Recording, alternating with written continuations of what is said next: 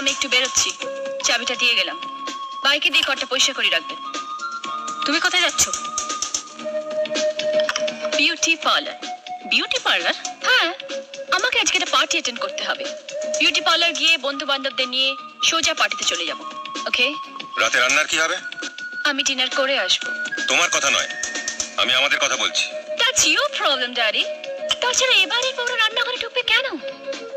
তারা ক্লাবে যাবে, পার্টি করবে, তবেই না আপনাদের সোসাইটিতে সম্মান বাড়বে। তার মানে তুমি রান্না করবে না? না।